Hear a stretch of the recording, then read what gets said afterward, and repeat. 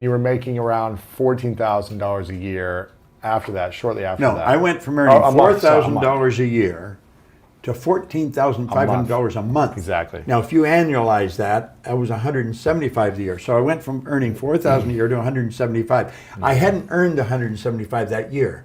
I got it up to $14,500 a month. So if you annualize it, that's a change. Phenomenal change. Is it possible for anyone to go from poverty level to extremely Absolutely. financially successful? Absolutely.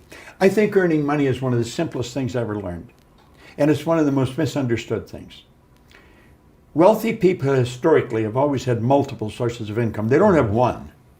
They have many. Yeah. I was cleaning floors. I thought the answer was work harder. Because I really wanted to earn some money. Yeah, of course. And I thought it was all important. Today, my attitude towards money has changed dramatically. But I thought the answer was get another office to clean. Well, I was working so hard, I passed out on the street.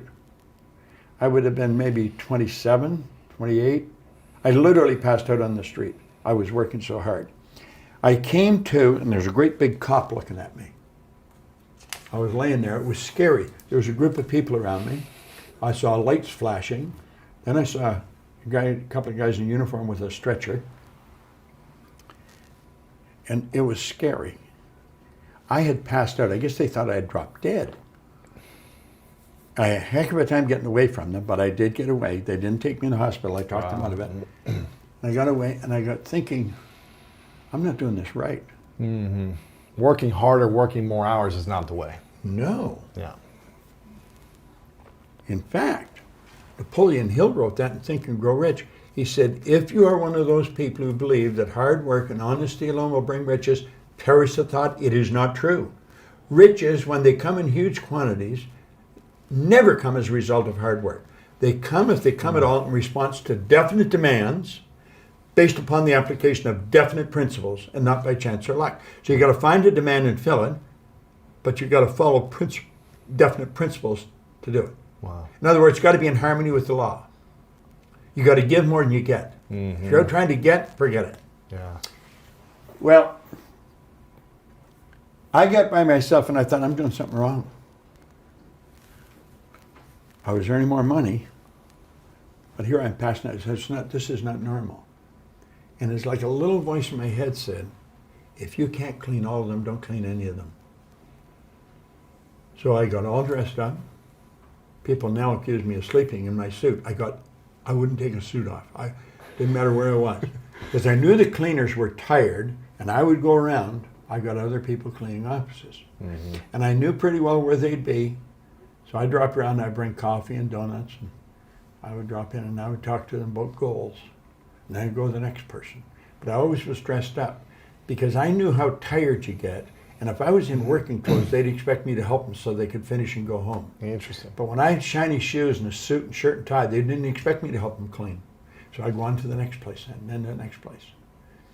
And that's when I started to open offices. I went from Toronto to Montreal to Boston to Cleveland to Atlanta to London, England. And you hired cleaners. Everywhere I went. Yeah. Yeah. I had people cleaning. What should someone think about if they're struggling financially right now, or they feel like they've been struggling for many years, and it feels like they're just surviving week after week, month after month. They're not sure how to get to that kind of sense of freedom for at least a 6-month runway or beyond. What should they start thinking about? Do you know what you've just described? I believe the majority of people are living that way. Yeah. The majority. Now that's rather sad, but I think it's true. And it's because we only have one problem in the whole world, and that's ignorance. They're living in ignorance. They don't know that what they're doing is going to keep them where they are. And they keep doing it because they don't know how to change. They're overwhelmed with the debt. People are saying, I need the money. They haven't got it. They want to take their family on a vacation. They don't have the money to go. So they may borrow it and go anyway. Now they got more debt. They have to understand that they don't have to live that way. I wrote a book called You're Born Rich. The truth is you are. Most people are just a little short of money, but you are born rich in potential. Anybody can go to our site, go to bobproctor.com. You can download the book, You Were Born Rich. free. It won't cost you a cent. And chapter 2 is how much is enough. It's described very well how to get out of debt. You got to create a debt repayment program where it's all done automatically. And then you focus on prosperity. You've got to have a financial goal. You've got to work toward it. And you've got to understand that you can earn more than you're earning. And wealthy people don't have one source of income. They have more than one. I was earning money all last night while I was sleeping. Yeah. You can actually earn more money when you're sleeping than you can spend when you're awake. Yeah. You know, it sounds like a cute line, but it's true. There's no end to what we can earn. If you are not getting information from someone who is already wealthy, then you're probably getting information from the wrong people. Most people ask their brother-in-law, or the guy next door, or the girl they know, how do I earn more? Hell, if they knew, they'd be earning it. They don't know. And most people talk to people that don't know. Carlyle put it very well. He said he did not believe in the collective wisdom of individual ignorance. And that's where most people are getting it, from people that don't know any more than themselves. I think you have to go. That's why these seminars are so important today. Yeah. People have the opportunity to go and learn. Most people won't pay to go. I tell people, listen, you invest in this, it'll probably be, borrow the money to do it. It's probably the last time you'll ever have to borrow money. Yeah. Our seminars are not raw. It's not nothing. Our seminars teach people about themselves. It's like when Bill Goff said, if I want to be free, I got to be me. I'm thinking, I better know who me is. I didn't know who me was. I was doing a lot of things. I was doing them right, and I was earning money, but I didn't know who I was. I started to study me. And the more I know me, the better I know you. You only have to study yourself. You'll know what everybody, because we're all the same. Yeah. It's our behavior that's different, our results that are different. I heard a friend of mine, Dean Graziosi, I don't know if he coined this or someone else said it, and he said it from someone else, but he said, those that pay attention. And when you invest in yourself, you're paying attention to You know, I never heard that before, but that is the truth. Those that pay attention. But if you don't pay for it, you're not going to pay as much attention. If you pay more, you'll pay more attention to learn. I had an aunt and uncle who were as poor as church mice. I mean, they just didn't have anything. And they had a whole house full of kids. And I used to drop by their house periodically. I was doing very well, and I was teaching seminar. And I remember it was around Christmas time, and he was rushing around trying to get credit cards from some big stores so they could buy presents for the kids. Yeah. And I said, you know something? He said, never mind, next year will be different. I said, you know something? Next year's going to be exactly the same as it is this year, because you never change you. Wow. I said, you should get into the seminars and learn something. I know something you don't know. Well, they came to the seminar. He got paid every 2 weeks. So that meant 3 times a year, I think, he'd get paid 3 times, maybe 4 times a year. He'd get paid 3 times in a month. That one pay was extra because they were budgeted for 2 pays. I made them pay to come to it. Wow. Something said I made them pay.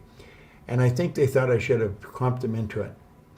But you know, Mark thanked me, my aunt, I don't know how many times that I charged them. She said, we wouldn't have kept coming. I didn't even know what you were talking about. I was running seminars, it was 7 evenings from 7 to 10. It was running over a series of nights years ago. And she said, I wouldn't have kept coming.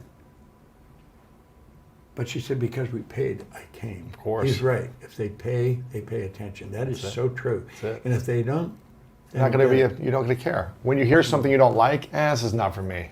Let me get out of here. I got something better to do. Yeah. Especially in LA, I want to go to the beach. This is too hard work. Yeah. It's confronting my ego. I don't need this. I'm firmly convinced if a person doesn't understand a paradigm is nothing but a multitude of habits. They're programmed into your subconscious mind that control your behavior. It's got nothing to do with how smart you are. It's got nothing to do with what your formal education is. It's got nothing to do from which side of the tracks you come from. It has to do with your paradigm. The paradigm is a program in your subconscious mind. It's both genetic and environmental that's controlling your behavior. Everyone that can hear my voice knows how to do better than they're doing. And they may wonder, why don't I do it? It's because you're programmed to do what you're doing. Yeah. And until you change the program, nothing's going to change. Paradigm has to be changed. I love that. What would you say are if you could share 3 key habits for people that if they want to continue to grow every day, be more prosperous, be more abundant, happier, joyful, healthier in their life, what are 3 key things, habits every day, not talking about morning routine, but just overall habits every single day? What should people be focusing on consistently? They should study every day. Study. They should have a mentor, someone that has already accomplished what they dream about. They might not even know the person, but they could get introduced to them and ask them, what are half a dozen things I should do every day? Yeah. Ask them. They know. Most people are getting advice from people that don't know any more than themselves. Yeah. And the third one, you've definitely got to have a goal, and when you write it, you've already got it intellectually. So you operate intellectually, emotionally, and physically. Well, your intellectual mind, the second you decide on it, you've got it. It tells you in the Bible, before you speak, I'll hear you. It's because the thought always precedes the word. The second you get emotionally involved, you've got it emotionally. Yep. So you've got it intellectually, you've got it emotionally. It's only a period of time till you got it physically. Be, do, have, yeah. That's right. But the have comes in a period of time. So it's not overnight? Every seed has a gestation or an incubation period. Yeah. When a woman gets pregnant with a child, it takes 280 days. Yeah. The husband doesn't come home a month later and say, come on, where is it? Right. He waits, as James Allen said, as one who understands. He understands there's a gestation period. Where I come from, if you plant a seed for a carrot, it takes approximately 70 days for it to manifest. All physical seeds have a gestation or an incubation period. We know that now, but we didn't always know that. We weren't always aware. No one knows what the gestation period is for a spiritual seed, and an idea is a spiritual seed. But we do know that it operates by the same laws. And the laws of the universe are precise. They can be studied. Yeah. They can be understood. We operate by law. Our life is governed by laws. Like we know it's going to get dark tonight. We don't wonder if it is. Yeah. You know when the tide goes out, it's coming back. Winter never follows winter. We know these things. That's all expression of law. Well, when we bring our life into harmony with the laws, we're going to enjoy more of life. Yeah. If we fight it, we're going to lose. Yeah. You know? This is amazing. What is something that you are proud of that most people don't know about you?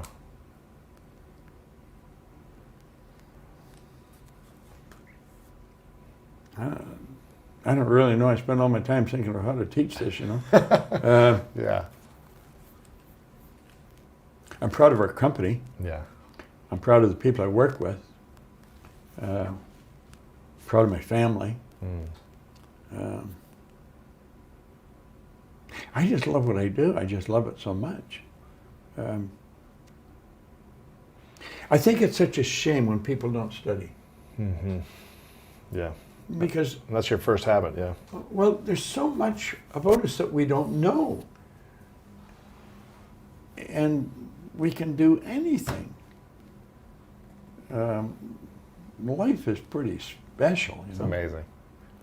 Well, it really is. It's incredible. Yeah. Do you have any fears? Oh, I have lots of fears, yeah. I mean, you fear anything you don't know, but you don't let them control you, Yeah. you know. I think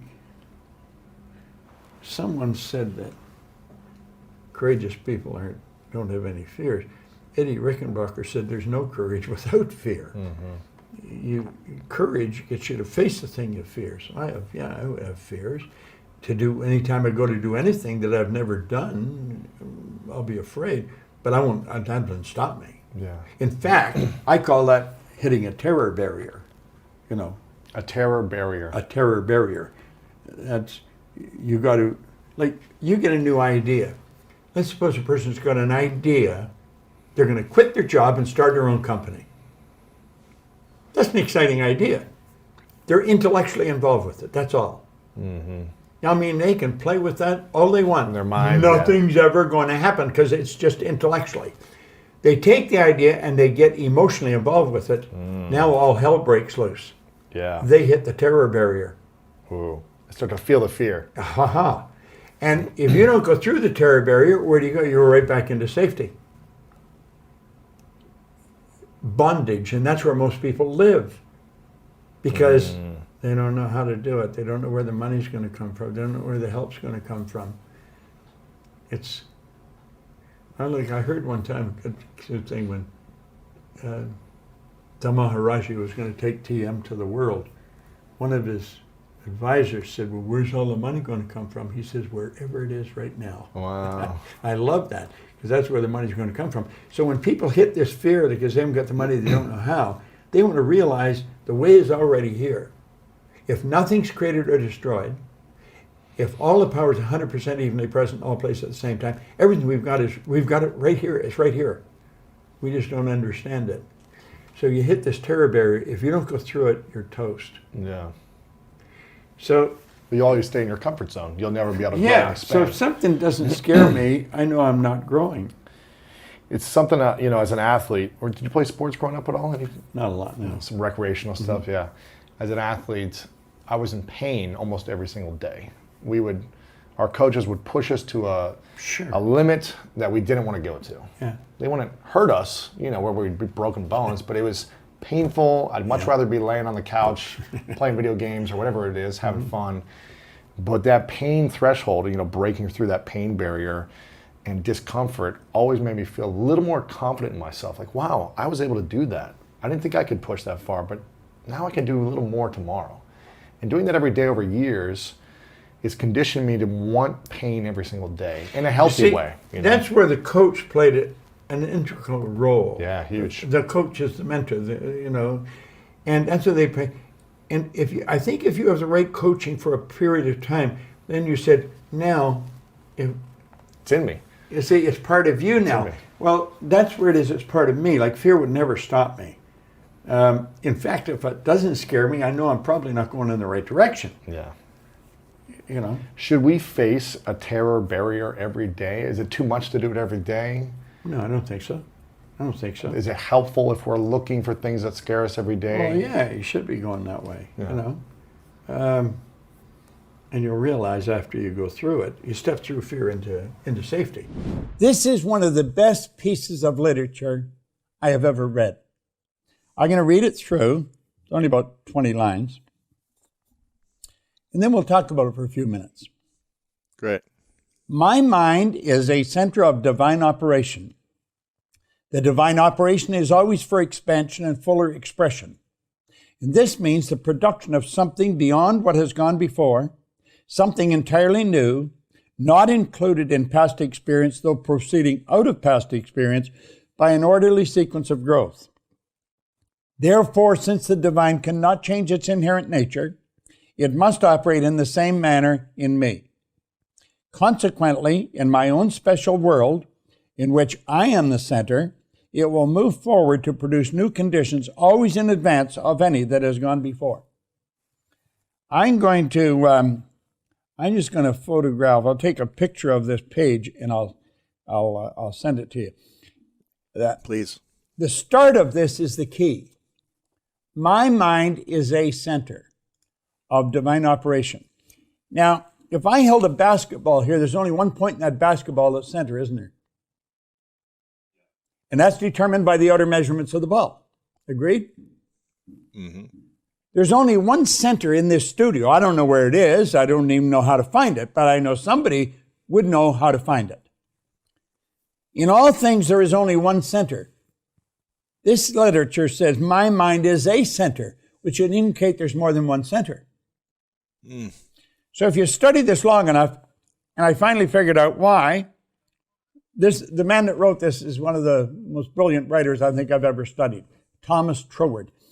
My mind is a center. When you're dealing with divine operation, you're talking about infinite. There is no outer ring, so any point center. Your mind, Lewis, is a center of divine operation.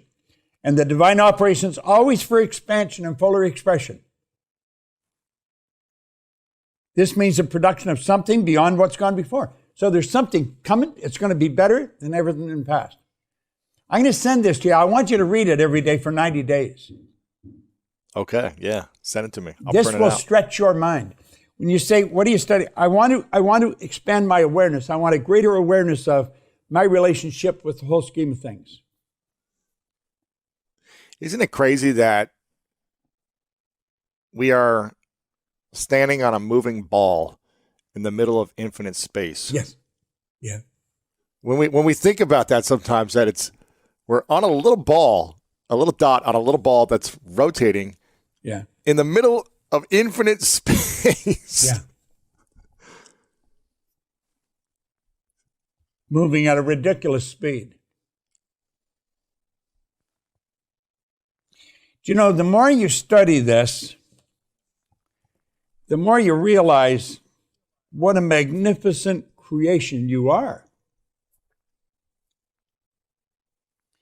When you stop and just take a look at your hand, there's enough potential energy in that little finger to light up this building for probably a month. Mm. There's about 11 million kilowatt hours per pound potential energy locked up in the electrons in the atoms of the body. We are a living dynamo. The blood circulates through your body, hundreds of miles of passageway every 33 seconds, carrying all the food in, all the garbage out, boom, like that in one sweeping change. For you to move any part of your body, you must activate brain cells. The brain is an electronic switching station. The more we study and look at this, the more mind-boggling it is. You know, we're taught we're God's highest form of creation. That's taught in all religions. There's only a half a dozen religions. There in California, you've got, I think, 500, but everybody starts their own there. And the truth is, you can start your own religion there, and many do. Mm-hmm. But there's a half a dozen major religions. They all teach essentially the same thing. We're truly God's highest form of creation. And we act sometimes not much better than some of the animals that we keep as pets. You know?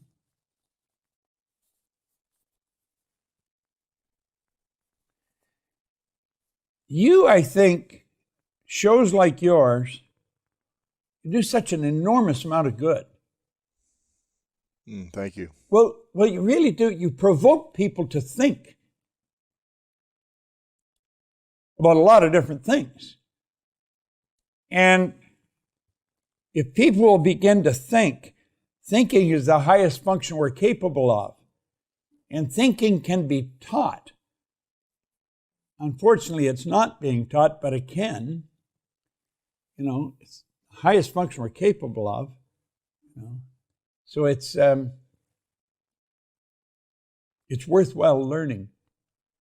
Absolutely. I think a lot of us we're not taught to think. We are conditioned to react to what's happening around us. And we react. We don't think before we react. We just react. And so that's what causes us a lot of stress and overwhelm. You know, Viktor Frankl wrote a marvelous book, Man's Search for Meaning. I don't know if you're familiar with it. Yep. He was a marvelous author. And he said in every situation, between the situation and your response, there's a space. It might only be a millisecond, but in that space, you have the ability to choose how you're going to react or respond. When you react, whatever you're reacting to is in control of you, whether it's another person, a condition, or a circumstance. When you respond to the same thing, you stay in control. Ooh. So when you react, they're in control. The environment is. When you respond, you're in control. Yeah. Sandy Gallagher, my partner, she has a niece. Her niece was at her house one day, and I happened to phone, and she says, "Would you talk to Anna for me?" And she was having a problem with her mother. And I was thinking, well, probably you're right, but I would imagine your mother thinks she's having a problem with you, you know. And what they were doing, she was reacting. And I got explaining it to her. I said, listen, doesn't matter what happens. Doesn't matter what happens. You have a choice. You're either going to react or respond. When you react, you have lost control of you, and you've given control to the other person or the conditions or the circumstance. When you respond, exactly the same situation, nothing's changed, only you respond. You could say, I wonder why she's saying it like that. I wonder why she wants me to do that now. I wonder why she's upset with me.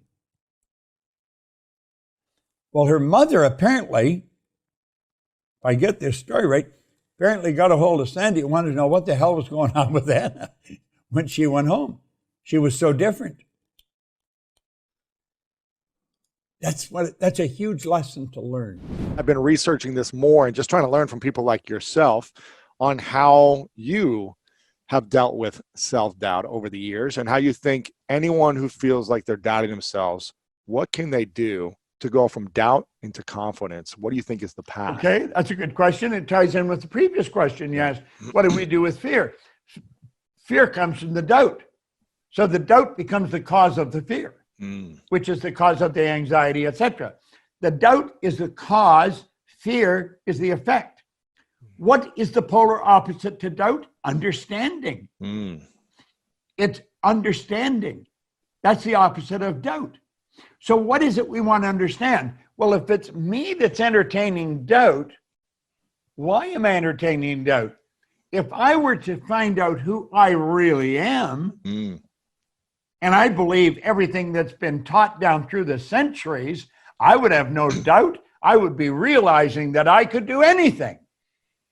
And the only thing that's causing the doubt is a lack of understanding. So I'm going to keep studying. I'll gain a better understanding.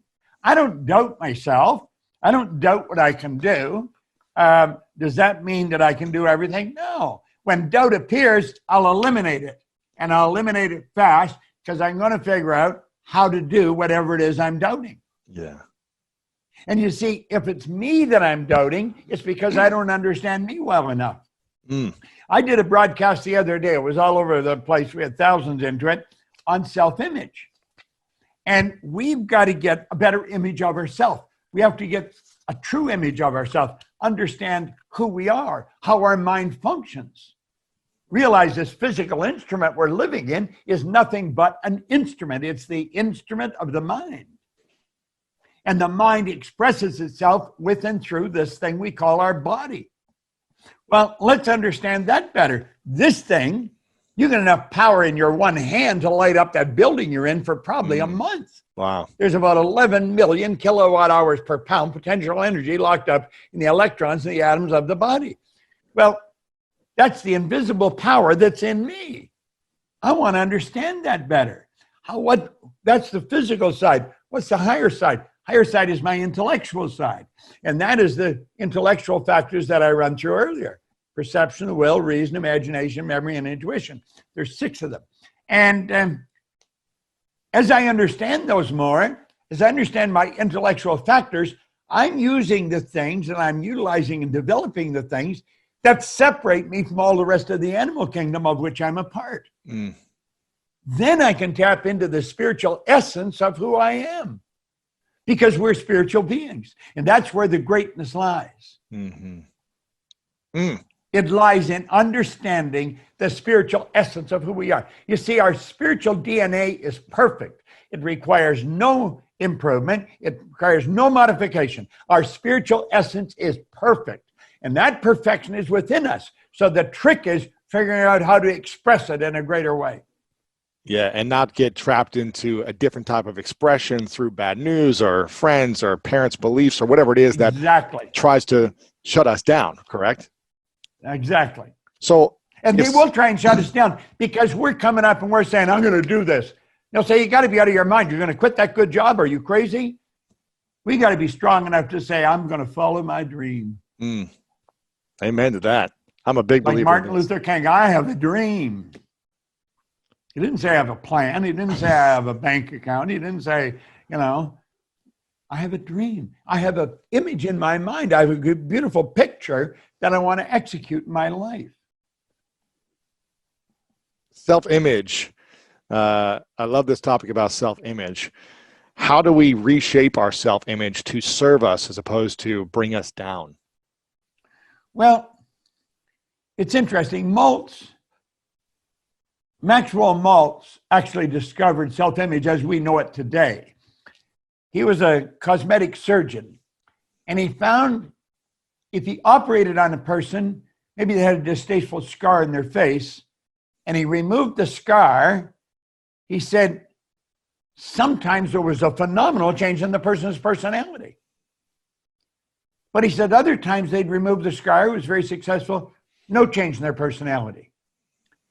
That led him to postulate that we not only have this physical image that reflects back from the mirror, we have an inner image of ourselves. It's how we see ourselves. Right. Now, that inner image is an idea, and that idea is generally planted in our little life when we're infants. And it's planted by virtue of the environment that we're surrounded by, how we're raised. If a child's raised with praise, they're going to grow up very confident individuals. If a child's raised with criticism, they're going to grow up very insecure. So you see this image that we have, it's a picture of how we see ourselves, but most of us, that image was planted by people that didn't know what the hell was going on. They didn't know the war was over, and they were developing a little mind.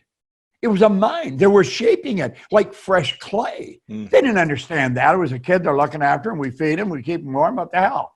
That's our responsibility. No, it was a mind, and they were developing that mind. And if they didn't understand, what were they going to put in? Well, all they could give to the child is the insecurities that they had themselves. So that was the picture that the kid grows up of themselves. Now, I grew up very insecure.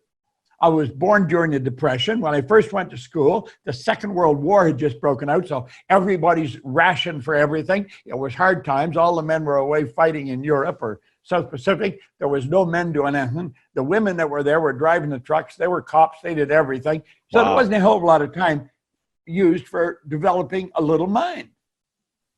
So I just grew up and picked up what I could. I grew up very insecure. It wasn't until I met a man that gave me this book and gave me some damn good instruction that I started to pay attention to who I was. And I have never stopped being fascinated with studying me. Yeah. I am the most fascinating subject that I've ever come across. And I have found out that you and I are exactly the same. We only appear to be different. Our physical body looks different. We choose different vocations. Some earns more or less than the other. But our potential is exactly the same. We both live in a physical body. We both have these higher mental faculties. We're both spiritual beings. We both draw on an infinite source of supply. We're the same. So the trick, I think, for the person that has insecurities, that hasn't got the strongest image they want, they should find a damn good mentor. That's what changed my life. That's what the School of Greatness is for doing for people that are tuning into it on a regular basis. Because I don't think you have any schlocks on here. I don't think you have people coming on here who don't know what the hell they're talking about. I don't think you have people come on here just to make a noise. I think you come on to pick the best of their mind. You're going to pick their mind for your listening audience. You got a big name out there. So, it's a lot of people listen to you. Pay attention. So, and that's why, because you're giving them the right information. So as we start to gather this information about ourselves, our image starts to change. And I started to see, I'm not this skinny kid that doesn't know what the hell's happening, that did poorly in school. I'm a spiritual being. I have a marvelous mind. I can think. If I can imagine it, I can hold it in my hand. I can do anything that I want. What are the habits of those people thriving versus the other people that maybe who were successful but fell off a little bit over the last year? What would you say are some of those habits that differentiate the successful during challenging times? Well, it's really obvious. The law of the animal kingdom is adapt or die. And if you let the outside world control you, you're toast. Because when anything goes wrong, it's in control. when you control from the inside, like we're in control of ourselves, we're in control of our world. So it doesn't matter what happens, you figure out how to get to where you're going. The goals don't change. Sometimes the methods of getting there do. But I think probably I had great teachers. I had a half a dozen phenomenal mentors. And I think I was raised the right way. You stay in control regardless, you know. Yeah. What would you say are some of the habits that you have that people wouldn't expect that you would have? Maybe they would expect certain things like waking up early or journaling or, you know, getting 8 hours of sleep. But what are some habits that you do differently that maybe are unexpected in the personal growth space? I study every day. Every day. I've studied every day now for 60 years. I started to study this book in 1961, and I read it every day. Same book, Think and Grow Rich. I have just here behind me, I've got the Laws of Success, the original ones that Napoleon Hill wrote in 1928. And then he came out with this in 1937.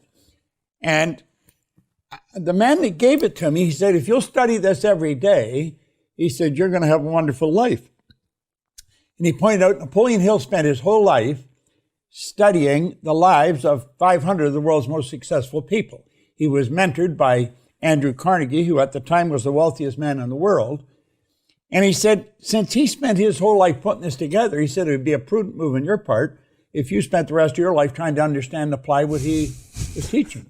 And, right. You know, that just seemed to make some sense to me, and that's what I started to do, and I've never stopped.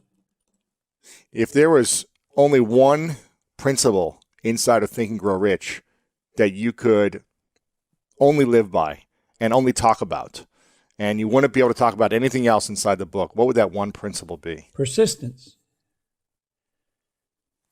He said there, he said in the book, he said, there may be no heroic connotation to the word, but the quality is to the character of the human, like what carbon is to steel. See, I think the trick, Lewis, is get some good habit patterns and live with them all of your life. Because you're either going to grow or you're going to die. It's create or disintegrate. There's no such thing as leveling out and staying where we are. And some people think they can just hold it where they're at, but they can't do that. You're either going to go ahead or you're going to go backwards. It's create or disintegrate. And so if you have good habits, you're going to keep growing. Way back, I think around 1938, 39, Albert E.N. Gray worked for the Prudential, and he wrote The Common Denominator of Success. It's a great article. And he said the common denominator of success is informing the habit of doing things that failures don't like to do. And he was speaking one time, the young guy said, why do successful people like doing these things? And he said, they don't. That's why they've turned them into habits. You know, I thought that was beautiful. He said, that's why they've turned them into habits. They don't like doing them. You see? And of course, a habit What do you think? Well, a habit is something we do automatically without any conscious thought. It's part of our paradigm. We're programmed. What do you think are the three most difficult habits to develop that actually will support us for the most growth long term if we can take these habits on? One of the things I think the most difficult is repetition of studying the same thing. I have a book here on my desk. It's in a book holder. And when I went to visit Earl Nightingale way back 1968, it was other than that, it was around 66. And I saw he had this book stand on his desk, and I asked him what it was. He said it was a book holder. And I said, why do you have it? He says, because I want to read those 2 pages every day for the next month, maybe 2 months. I said, really? The same thing. And he said, yeah. He said, then they'll become a part of me. And he said, that's really the secret of success is the repetition of an idea. You see that in sports. You play ball. I mean, It's definitely part of your game. You know, how many plays would you have in your head? Who? Well, a lot of different plays, but in football, there's really only like 9 different routes a receiver can run. Yeah. As part of the tree of running a route. But there's so many different variations within plays that one receiver could run, and then another person could run in tandem with that. Yeah. So you have to. There's a massive playbook that you go through at the beginning of the season, and you've got to remember a lot of different things. But if you typically know the route you need to run and what other people are doing around you, then you can figure it out. But it's repetition that enables you to do that, isn't it? Over and over and over and over. Well, you see, the same route over and over. That doesn't just apply to football. I think that applies to life. And if a person will really understand that, it's through repetition that you program your subjective mind. And it's your subjective mind that controls your behavior. Doesn't make sense to some people, but if they would study it and start to understand it, they would start to do it. What's the most important thing on those 2 pages that you have open in front of you? Most important thing here, read it to you. The lesson to be learned from the practical aviation of the present day is that of triumph of principle over precedent, of working out of an idea to its logical conclusion in spite of the accumulated testimony of all past experiences to the contrary. With such a notable example before us, can we say that it is futile to inquire whether by the same method we may not unlock still more important secrets and gain some knowledge of the unseen causes which are the back of external and visible conditions, and then by bringing these unseen causes into a better order, make practical working reality of possibilities which at present seem but fantastic dreams. They're talking about the Wright brothers. He said there was a secret they got off the ground because nobody knew how to fly, and neither did they until after they got it in the air. But he pointed out that it was principle over precedent. And we let precedent control us too often. What's the difference between principle and precedent? Well, precedent, you're letting something that has happened in the past control you. The principle is that there's always a better way. Doesn't matter what you're doing. Better is a beautiful word. What's something in your life that took a long time where you were holding on to the precedent of something for a while? Maybe it was months, maybe it was years, decades, that eventually the principle finally started to fly and you had a breakthrough. Is there an area of your life you can think of? Oh, absolutely, absolutely. Just as soon as you said it, yeah.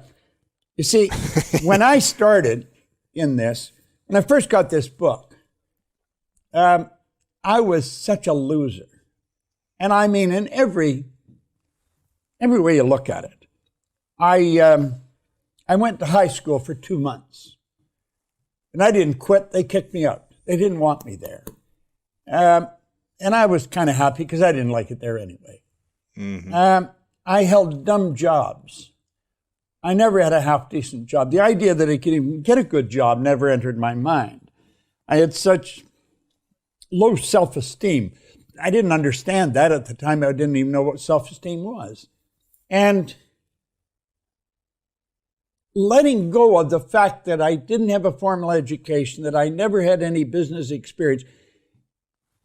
The man that gave me the book, he said, none of that matters, Bob. That's the past. He said, let it go.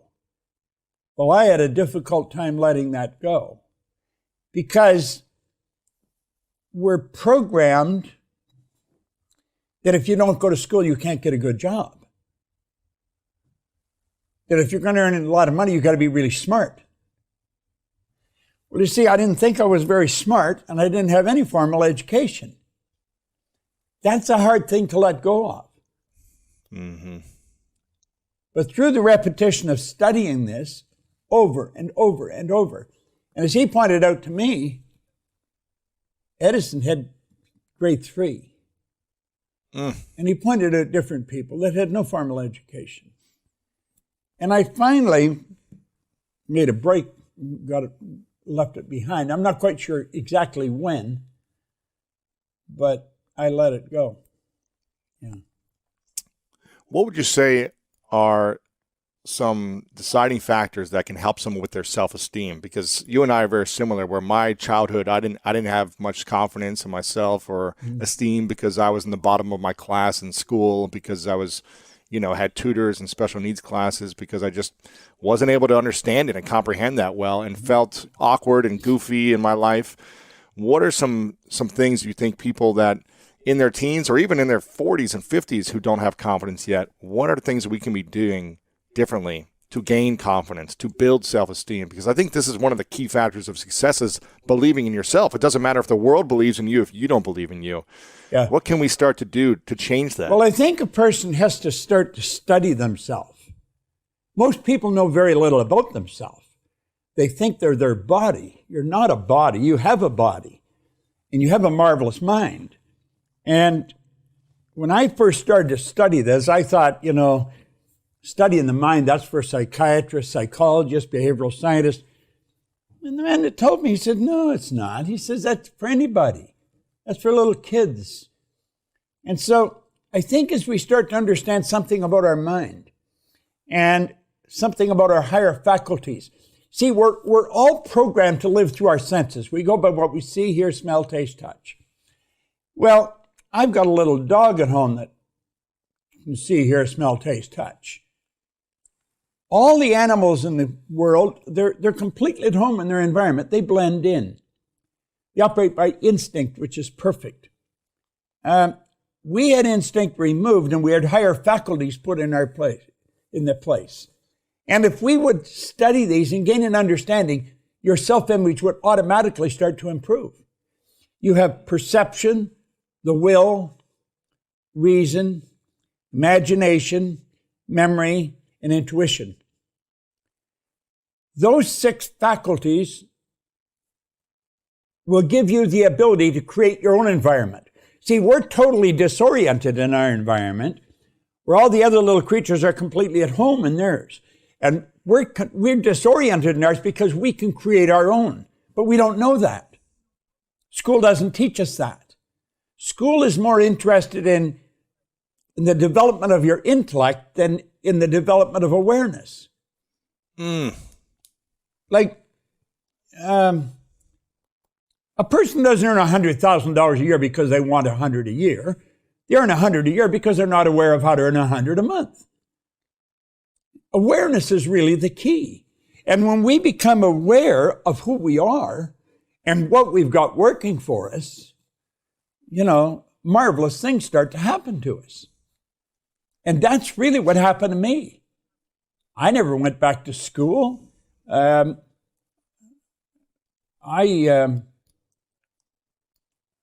built a very successful company. It operates all over the world. I didn't do it myself. I have a tremendous team of people. I've got just an absolute genius of a business partner, a woman who's an attorney. I mentioned to you before, you should have her on sometime. You'd be fascinated with her. She's that interesting. But it was a group of people. We've attracted a phenomenal group of people in our company. Mm-hmm. And we're operating now in 91 countries. Wow. Teaching this information. I don't know another company that teaches what we teach. Like, I think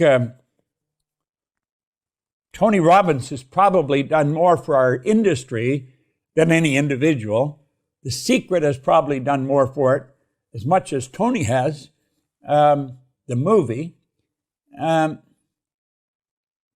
I don't know anybody else teaching what we're teaching. And what we're really doing is teaching people how their mind functions and how to expand their understanding of how it operates. What are the 6 faculties again? You shared this before, which I love, and I think if people really understood this, perception, it could help them build their self-image. There's perception, the will, imagination, memory, reason, and intuition. Which one is the hardest for people to I don't think any of them build are. awareness? They're all equally valuable. You take your imagination. Think of this for a minute, Louis. Nothing is created or destroyed. Look here. Here's a little cell phone. What you can do with this almost blows your mind when you think of it. Yeah. Well, when I was a kid, we didn't have a phone. We didn't have a phone because we didn't have any money, for the first reason. But the second, not everybody could have a phone. We were not aware that there was an infinite number of frequencies. Today, there's, what, a zillion phones, because there's an infinite number of frequencies. This phone is on its own frequency. Yours, it's on its own frequency. If I have your number in here and I hit send, you and I connect, we're on the same frequency. Won't matter where you are. We can see each other, we can communicate because we get on the same frequency. Well, the good that we desire is already here. It's on a frequency. The way to build this has always been here. We weren't aware of it. But somebody took their imagination and went off into no place. What they were really doing is going on to a higher frequency. And if you'll stay on that frequency, you'll attract everything that you require. That's why Dr. Werner von Braun, when President Kennedy asked him what it would take to build a rocket that would carry a man to the moon and then bring him back safely to Earth, von Braun said the will to do it. The will is the mental faculty that gives you the ability to hold one idea on the screen of your mind to the exclusion of all outside distractions. See, if you take your imagination, do it. You have goals. Take your imagination and then take yourself there. See yourself already have completed the goal. And then hold that picture with your will. When you go there with your imagination, there is a place. Whatever it is you want, you went there with your imagination, there is a place. You stay there in your imagination. You will attract everything that's required for the manifestation of that picture. You saw Brady doing it last Sunday. Guy's a machine. Yeah. Absolutely phenomenal. So holding the imagination, the picture that you want in your mind, and then attracting it on the steps to get there. Yeah. You see, we don't work toward the goal, we work from the goal. You get the goal in your mind. Our problem is we measure everything on the physical. And you look at the physical and you say, well, I haven't got it yet. If you think your conscious mind, if you get an image there of your goal, you've already got it intellectually. If you didn't have it, you couldn't share it with me. But if you have it, you can share it with me. You can share with me the idea that you've got in your mind. So you've already got it there, haven't you? Right. As you get emotionally involved with that idea, you've got it also on an emotional level. You've got it there. You've got it intellectually. You've got it emotionally. The only place you haven't got it is physically. Now, there's a period of time must elapse for that idea that you have intellectually and emotionally, for that idea to move into physical form. We understand. How much time? Pardon? How much time does it usually take? We don't know. We don't know. That's the only thing we don't know is the gestation period for an idea. We know what the gestation period is for wheat. We know what it is for a carrot. We know what it is for a baby. Moment of conception is about 280 days. We didn't always know these things, but we do now. We don't know what the gestation period is for a spiritual seed, and that's what an idea is. But it grows by exactly the same law. And so if we hold that idea in our mind, it must by law manifest in form. It moves into form. Now that is called the perpetual transmutation of energy. It's one of the laws of the universe. Wow. There was something that that you shared just a moment ago that reminded me of an interview I did with Joe Dispenza recently, where he said we're really good at remembering the past and actually building a story in our mind about something traumatic that was actually way worse in our mind than it actually probably was in person. We're really good at remembering these stories. But what we need to do, he said, is to remember the future. And when he said that, it kind of triggered something different. It's like what you just shared. It's like have an idea of the future of what we want to manifest and hold on to that idea and remember the memories of the future as opposed to holding on to the memories of the past so we can move into that as opposed to be stuck in the past. That's holding, you see, that's what that there. is. Yeah. Yeah. Yeah. That's and it's holding hard. the memory. Why is it so hard? Why is it hard for us to hold on to, or maybe not hold on to, but keep in our minds and imagine the idea of a greater future for us as opposed to constantly being stuck in the past? Why is that hard for so many of us? Because we're programmed to go the other way. You know, what language do you speak? I barely speak English. How about Russian? Привет, как дела? That's all I know. Well, the point is, you were raised with the English language. Yes. You don't know another language. I was raised with the English language. I don't know another language. I was working with people over in Kuala Lumpur a number of years ago, and they had a little boy, 4 years old. That little boy could speak 4 languages. They thought nothing of that. There's people speak many more than 4 languages because that's the way they're raised. We're the product of our environment from the time we're born. But prior to that, genetically we're programmed. You're genetically programmed from the moment of conception. You get all mom's DNA and all dad's DNA. And God knows how far it goes back on either side. Well, that is programming. That's in our subconscious mind. And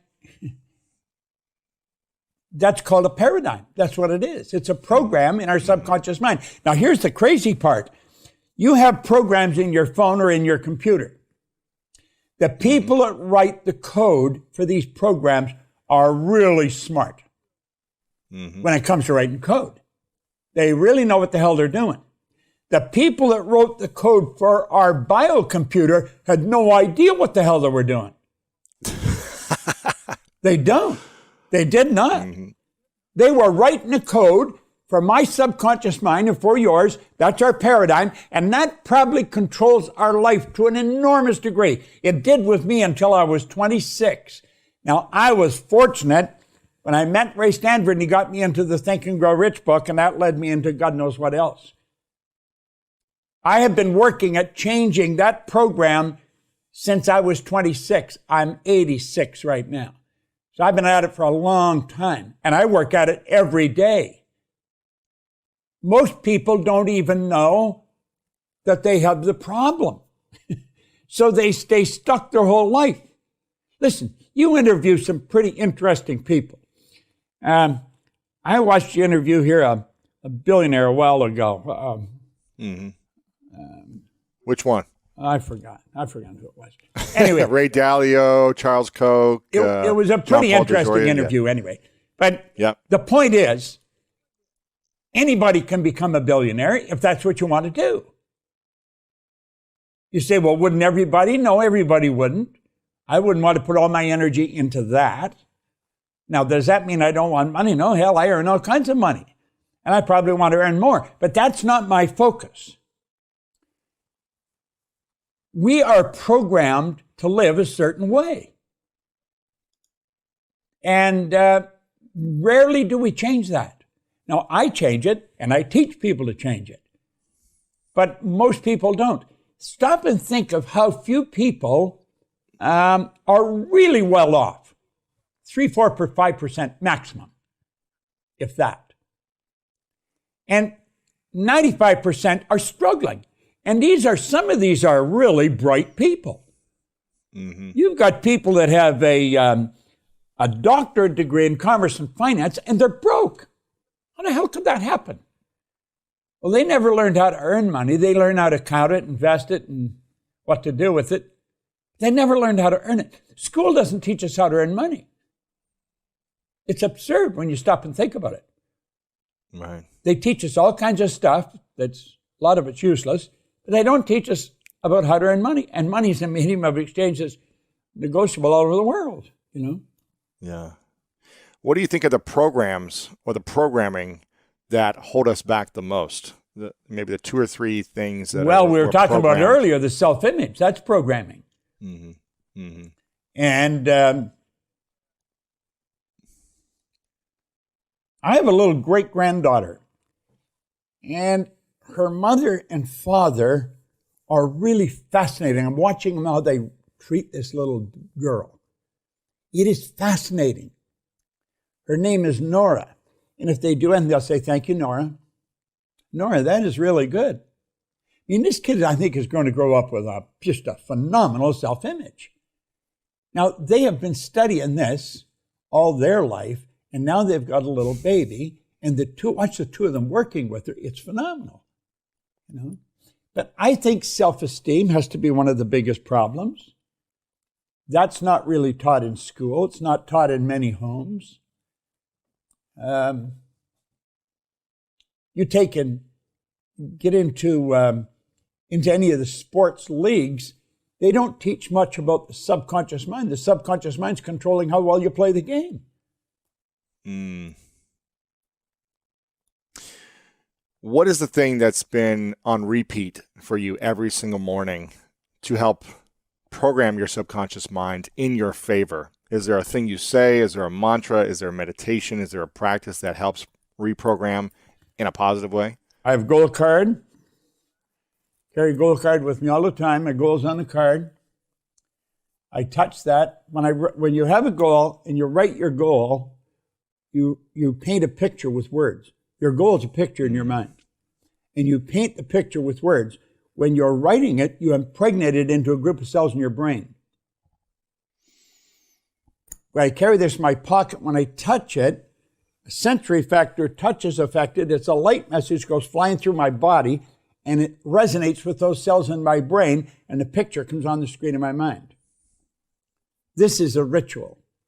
I've been doing this since 1961. Wow. What's on your goal card before I get to the next thing? I want to do $100 million in business. Wow. We don't do that now. I'm doing it in here, but physically I haven't got there. This is Sandy's goal, and it's my goal, and we both got the card signed. It's written in present tense. All your goals should be in present tense. The only thing you put a date on is you're guessing at the date. You don't know what the date is. You mentioned, I think one of the faculties you said was the most challenging is imagination. Is that one of the most challenging for people? It's not the most challenging. It's something we really want to gain an understanding of, because most people use their imagination. They use it the wrong way. They imagine what won't work. They imagine something bad happening. What should we imagine more often every day? We should imagine you should see yourself where you want to be. You got to live there. There's a great book. You may be familiar with Stella Adler's book, The Art of Acting. Oh gosh, you got to get it. Stella Adler was a great acting teacher. She was a method acting teacher. She studied under Stanislavski, the Russian acting teacher that originated method acting. Okay. Marlon Brando wrote the foreword in her book. He was the first method actor to reach superstardom. Okay. And he wrote the foreword in her book. Now, Stella Adler never actually wrote a book. A man named Kissel took all of her teaching, all of her lessons for teaching, and he put them into a book. So when you read her book, you're going to her acting classes. And like Shakespeare said, we're all actors, the world's the stage, and that's true. Well, when you reach a goal, you're going to act like you're already there. It's already happened intellectually the second you think about it. It's already happened emotionally when you're emotionally involved with it. So it's only a period of time until it manifests in physical form. Right. But because it's not in physical form, we act like we haven't got it yet. Yeah. Well, so that's why most people stay stuck, because they're acting like they haven't got it yet. Or if I can't act like that, Lewis would see that I haven't got that result, he'll think I'm phony. I got to quit worrying about what Lewis thinks and start concentrating on what Bob thinks. And so you see yourself, your imagination, you got to be that person. Goethe said that, great philosopher. He said, before you can do something, you first must be something. So you've got to be it intellectually. You've got to be it emotionally. It's like Solomon says, as a person thinks within their heart, the emotional mind.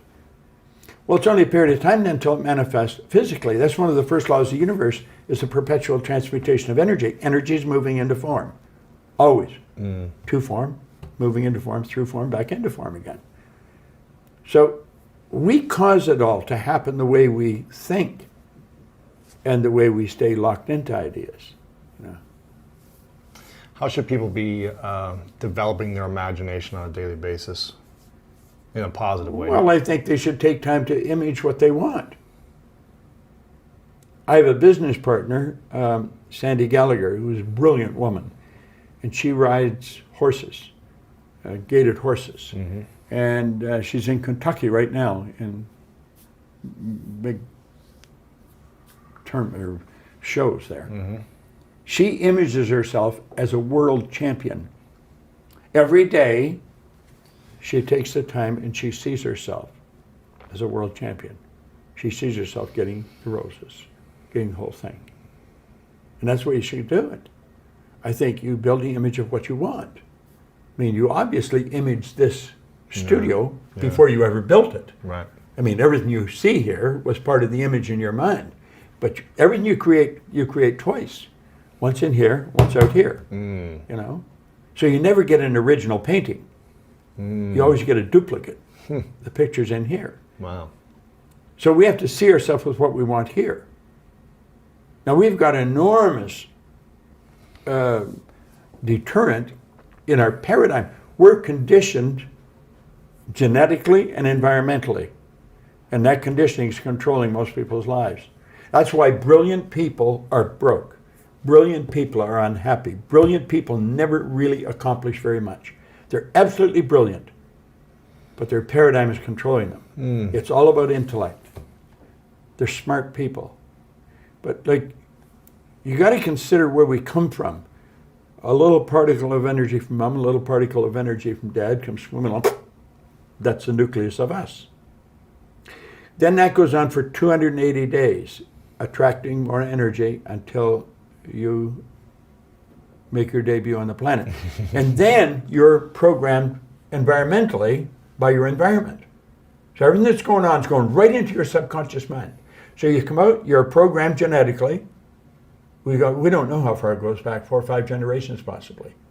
Like when I was a young man, I had red hair. My mother didn't have red hair. My dad didn't have red hair. I got a brother and sister, and they don't have red hair. Because you think, well, but my mother's father and all his brothers had red hair.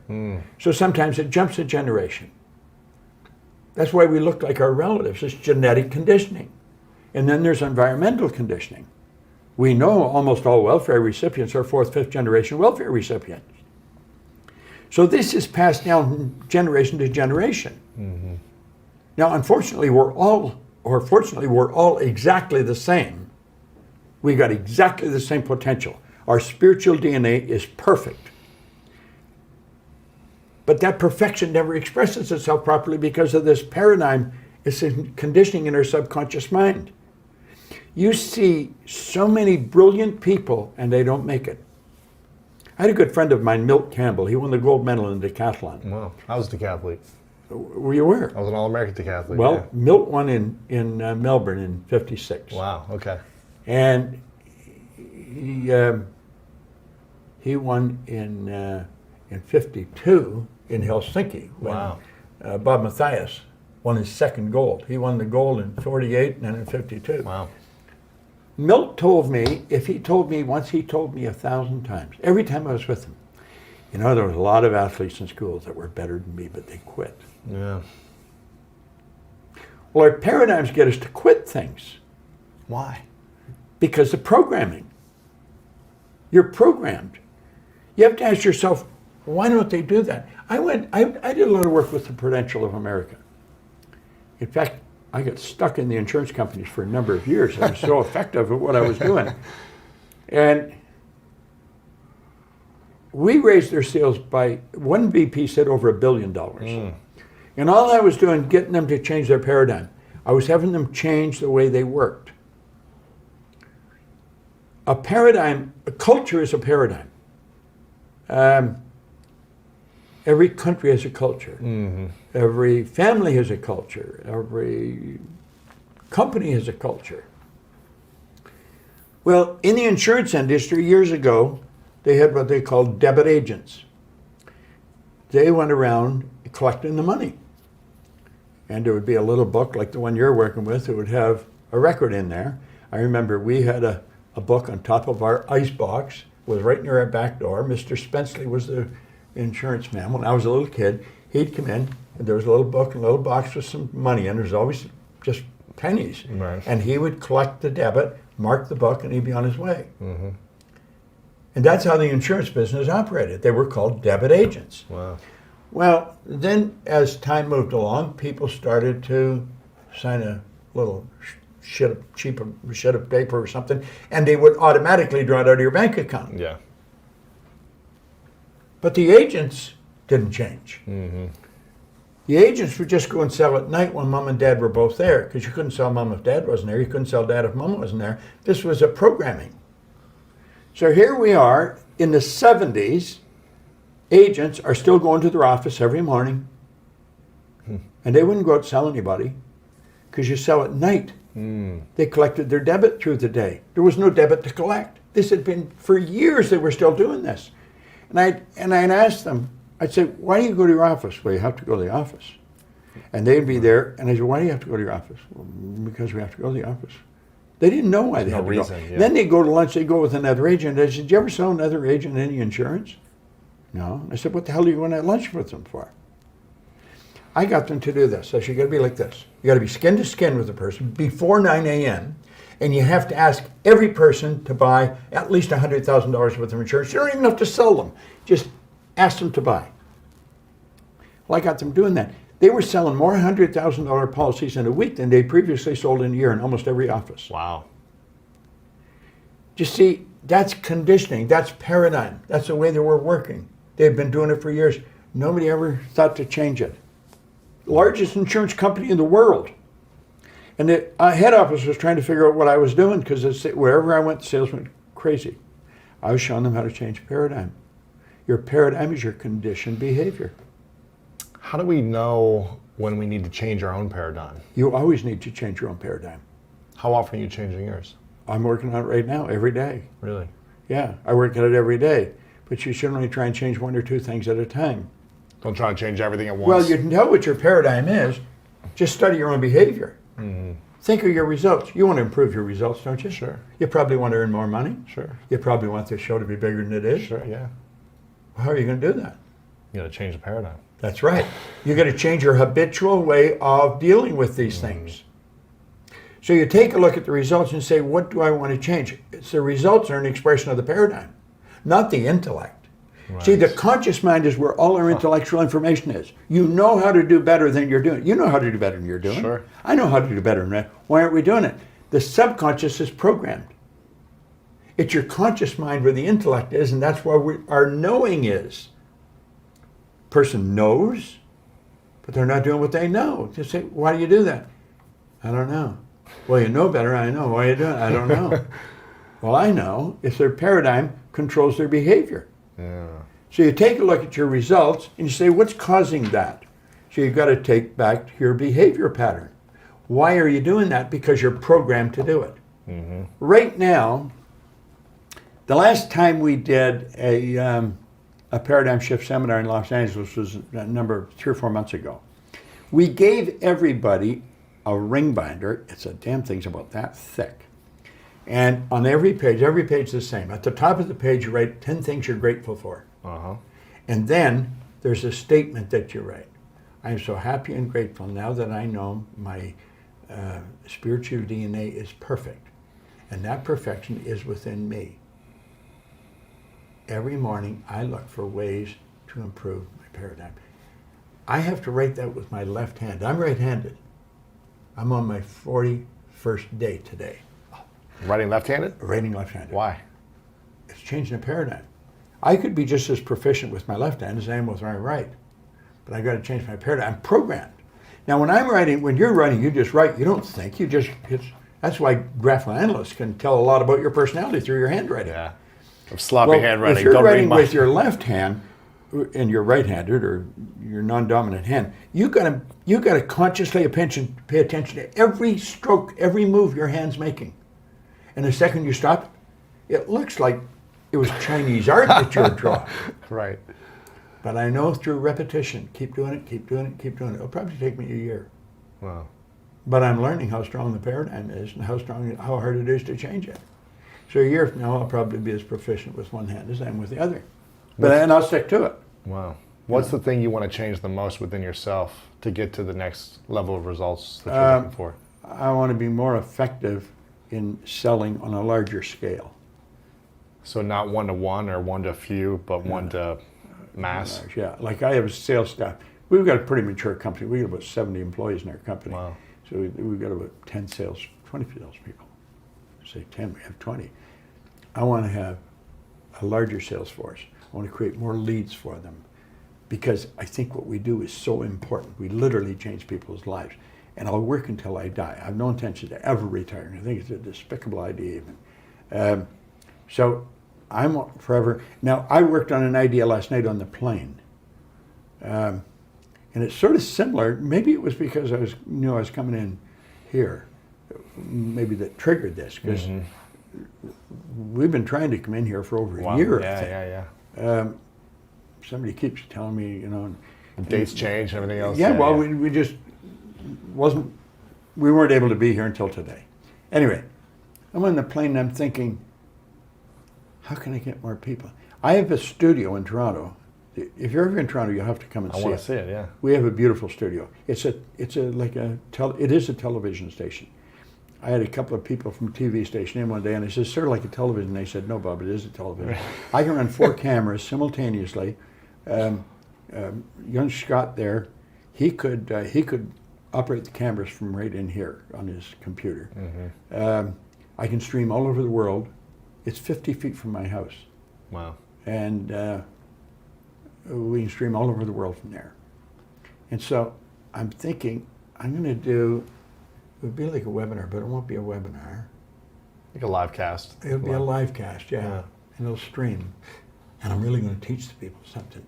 I'll use maybe 2 or 3 PowerPoints. I'll use a PowerPoint just as a trigger to get the thing going, get them focused on something. And then I'll open it for questions and I'll have chats. Because people learn something on chats. They listen and say, damn, I didn't see that. Yeah. So we'll have a chat on it. And I'll start doing that right away. Now I got people working on it. Wow. And I'm calling it Studio 333. There's a story in a book I wrote, 333. And we say we 333 an idea. You only think of how you can, you can't think of why you can't. We say the guy raised $3 million in 3 hours, 3 days later, in a radio station in Toronto through an idea we taught him. Wow. So we call it 333 idea. So I've called this, we had them at 333.com, studio333.com. That's cool. So that's the way it'll come out. And we'll stream it all over the world. And I'll be teaching this information, not in an organized way, but probably in a disorganized way, based on the people we're talking to. Because they ask questions, that's telling me what they want to learn, rather than me saying, this is what you should learn. I want to find out what you want to learn. So That's cool. That's something that I'm building now. Yeah. I want to make it big. That's great. Yeah. Do you feel like you'll ever get close to reaching your potential? No, I know damn well I won't. It's not, do I think? I know. Neither will you. I think that's the ultimate aim of man.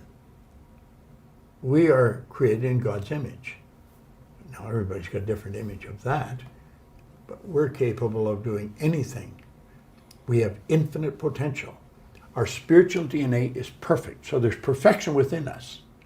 And spirit's always for expansion and fuller expression, never for disintegration. The disintegration we bring about. So spirit's always for expansion and fuller expression. We're spiritual beings. So that perfection is trying to express itself through us. We stop it. It's when we get tuned in and we let it come out. but we could part the seas. We can do anything. We are all powerful. All the power, all the knowledge is 100% evenly present in all places at the same time. So that's within you, within me. There's no limit to what we can do. That's really what I teach. Yeah. I teach it, I'll break it down into small bites for a person. Yeah. But you, What's the closest we can get to our potential, do you think? What's possible? well, the closest you'll get to your potential is where you are right now. Yeah. And then you've got to take and you've got to expand it. You want to do better at what you're doing. Like, you get a great reputation on this show. I think you know that. Yeah. But there's all kinds of people who've never heard of it. Of course. Lots of people. Yeah. I want the world to hear it. Yeah. Well, then there you go. You want the world to. Well, how will you do that? There's your opportunity to develop more of your potential. How will you Yeah. do that? Yeah. How can you get more millions? Yeah. You know, You got to use my imagination. you do. That's where you're going to start. Imagination, will, Yeah. tuition, everything. Yeah. So you got to learn how to utilize those, how to develop them. So you work at it every day. I mean, you're in a. Many people would say you're in an enviable position. I think I am too, because you're talking to people who know quite a bit about whatever they're doing. So you're going to learn all the time. It's the greatest gig. You're in school every day. It's the greatest You go to gig. work, you're in school. Yeah, it's amazing. Yeah. Very grateful. Tiffany, you're getting an education. Probably you couldn't. She's been here for, what, 3 years now? 3.5 years? wow. And she's grown tremendously. She's listening to everyone. Our marketing director, you would love to meet her. She is Mikey Stellar. She was Mikey Euler. She got married since she's joined us, had 2 children too. She was a nanny when she started to work with us. Now she's our chief operating officer and our marketing director. Wow. Brilliant, absolutely brilliant. She had never really went to school, but she came in. She'd be something like you. I mean, you're getting exposed to great information all the time, Yeah. and Tiffany, you got the same potential as I got. Yeah. You know, you look different, you sound different, but we're exactly the same. You see, I teach that in a seminar. I'll say, like, if I asked you, you'd probably tell me you're black. You know, if I asked somebody else, they'd probably tell me you're black. The truth is you're not. And they tell me I'm white. The truth is I'm not. My shirt is white. If you ever saw a white person, you'd probably scream and run. My God, they're white. You know, if I don't know if I've ever seen a black person, why do they say we don't see with our eyes, we see through our eyes? We've been programmed to see black. And you're not black. You see? I think your shirt's black, isn't it? Yeah, that's pretty black. Yeah, but Yeah. you're not the color of the shirt. So Yeah. why do we say Tiffany's black and Bob's white? Because we're programmed to see that. Now, if we're seeing something that isn't there when we look at another person, how many other times do we look at see something that's not there? That's where our perception has to be shifted. Yeah. We're all exactly the same. Now, you're not too tall, you're a different shade, and you're a different gender.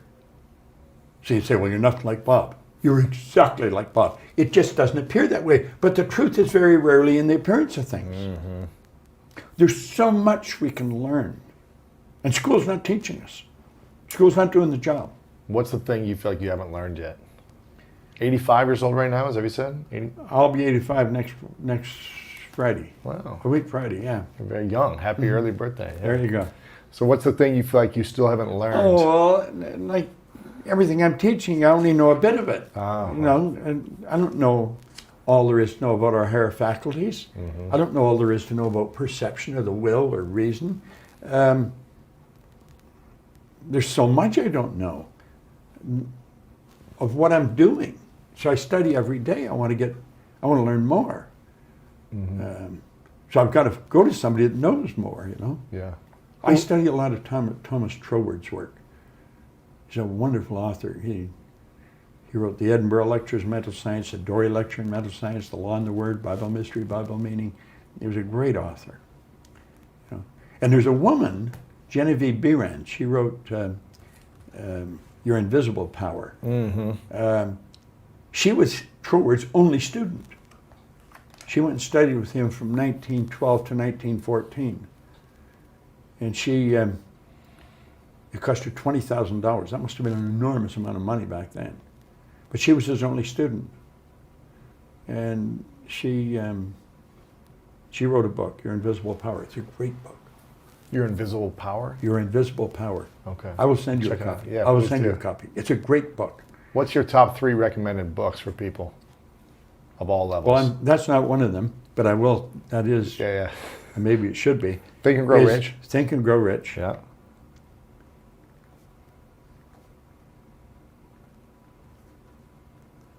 As Man Thinketh by James Allen. Uh-huh. Are you familiar with that? Yep.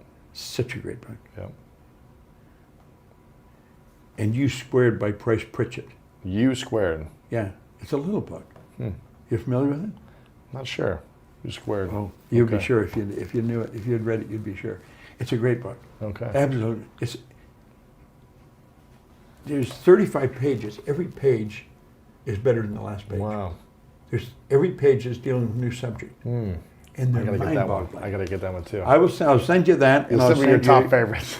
Before we continue this video, make sure to subscribe below and turn on the notification bell right now so you don't miss out on these great videos every single day. The older we get, the longer we live. Unfortunately, a lot of people in our lives start to leave this earth. Yeah. And I'm assuming you've had a lot of great relationships that those people are no longer with us. What does that do for you when you realize that you're outliving a lot of people that you maybe grew up with or you did partnerships with or that were influential in your life, at the same time that you've been around? What does that do for you? How does that make you feel and think about when you realize that? I read a book many years ago, Dry Those Tears. Dry Those Tears by Robert Russell. It's on death and dying. It's a phenomenal book. After I read that, everything changed. You are a soul. You don't have one. You are one. You moved into your body, you'll move out of your body. If nothing is created or destroyed, there's only one, that postulates one theory, life. There is no such thing as death. And I think as we start to understand this, then we handle death totally different. Birth and death are both transitions. You moved into the body, you'll move out of it. Why are we joyous when somebody moves into a body, a new baby, but we're so upset when they move out of it? Well, we lose the physical part. But I think you gain a better understanding of death as we know it, and change your concept of it. It's, I don't see anybody as gone. I just see gone physically. You can still communicate with them. You communicate through thoughts. Spirit's omnipresent. It's in all religions. It's not a new idea. I don't hang around many old people, though. I hang around, somebody asked me how I stay young. I hang around young people. It's true. It was a joke when I first said it, but it's not a joke, it's the truth. I mix mostly with young people. We've got a phenomenal team of people in the company, and they're great individuals. They really are. And people stay in our company for a long time. Like, my assistants worked with me for 34 years. And we help the people in the company grow. Like I often mention, we've got a chief operating officer. She's also the marketing director. She was a nanny when she came to work with us. She had no business experience at all. And she just grew up in the company. But we see a lot of people in our company like that. And the longer we're around, the more we develop people like that, Yeah. Is death something you think about, or is it something you're afraid of or concerned about? I'm not at all afraid of it. No, sometimes I look forward to it. And then I smarten up and I thought, wait a minute, when the time comes, it's going to come. I am so damn interested in what I'm doing. Like I often say, I'd be pissed off if I died right now because I got so much to do. I'm working on a lot of projects right now. And I got a lot of work to do. We've got And what year were you born again? 1934. What's the thing that's inspired you the most that you've witnessed in the world, in America, innovations, ideas, Oh, just anything? Just the constant evolution of change. It's everything changes so fast, you know. Eric Hoffer one time said that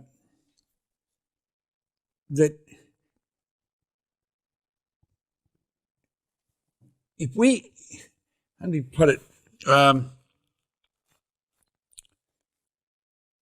Everything's changing so fast. We've got to keep up with it. We can't let the change stop us. God,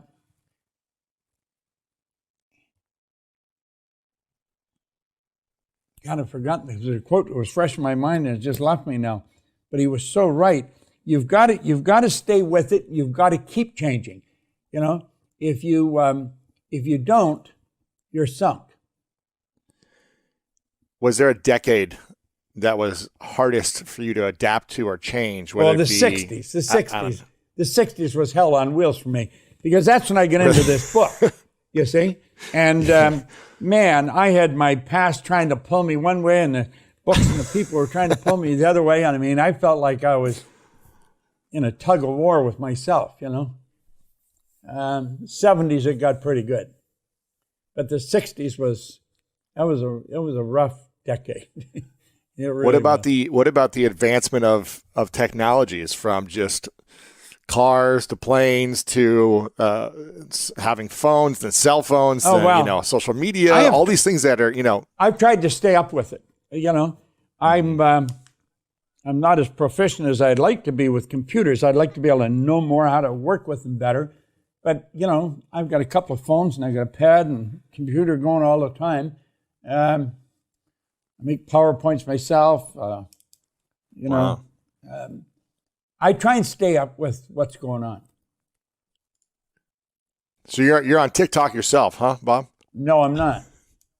No. You know the truth. I don't get on any of the things myself because we've got a staff looking after all that. And if I get I might screw up one of the routines that they've got. They've got a pattern that they're working. So, like, I don't even go on Facebook. But your team, you've got a team that's up to date with everything for you, which is nice. We've got some excellent people that are on top of that all the time. Like I was saying, we picked up the 1 million viewers on YouTube. We got this plaque here from them a while ago. But we've got that. It's a gold plaque, right? Pardon? Yeah. It's a gold plaque. Yeah, we just hit 1 million, so we'll hopefully get that in the mail soon. Yeah. I love that. What's been the most exciting decade or innovation that's happened for you in your life, where things started to evolve and change beyond the 70s? What's the innovation that's been exciting for you? That's really supported you. I think the time we're in right now is the best. I mean, I just love it. There's so much going on, and I sit out here in the backyard under a big umbrella, and I'd sit out there and I'd look at the back of the yard and I'd had an idea. God, if I built a little place there and I could put a camera in it, and Sandy said, let's do it. So, I don't know, we got over $1 million in this place, I guess, but we've got cameras all over the place. Like the camera you're on comes out of the ceiling. I got a monitor over here I can see, and I got another one here. Wow. I got 1, 2, 3, 4, 5, 6 cameras right in this area. And then there's a control, and this is what you call a floating cell. This is the building inside the building. So the outside doesn't touch the inside. And then there's a control room down there where Scott Edwards, he's the program director. He's over in Manchester, England right now. But he can take all this that's recorded. He could edit it back there in the control room, do it all, ship it out wherever we want to go. We've got just all kinds of material and memory back there. We broadcast, we do a seminar. I think the last one we did, it was 119 countries we went into. Wow. Yeah. It's inspiring. So this is an interesting time for me. And what we're doing now, we're bringing some young people in that really understand how to do some pretty jazzy stuff, and I just love getting up on it and doing it. And I want to acknowledge you. I love acknowledging you, Bob, because you've been an inspiration to so many people. I think a lot of people really mainstream in the world got to know about you over a decade ago and with The Secret, and since then I've gotten to know you even more. And I'm just appreciative of your young heart, your curious mind, your ability to stay in repetition on things that are meaningful over and over and over again so you can improve, and your willingness to teach so many people. You continue to show up and serve and serve and serve, and you've set a great example for me. So I'm just appreciative of you. I'm appreciative of our friendship. I'm appreciative of how you are in constant giving mode, and I hope people enjoyed this interview. But is there any other final thoughts before we I'll leave wrap you up as a today? quote came to me that I was trying to think of. Eric Harper Right. said, "The learners will inherit the earth, while the learned find themselves beautifully equipped to deal with a world that no longer exists." The learners will inherit the earth, while the learned find themselves beautifully equipped to deal with a world that no longer exists. See, there's no such thing as a learned person. You're either learning or you're not. That's it. Learning isn't something you fill up and put a cap on. Beautiful truth. Just keep learning. As a child develops, it's developing a sense that life is something that's calling to you to give something, not to get something. I think if I could give any lesson to my child, it's the lesson of contribution, which makes life so meaningful, the depth of relationship that comes from having such a deep love. I think those two things are the minimum, but you got to decide, what do you want for your child? Because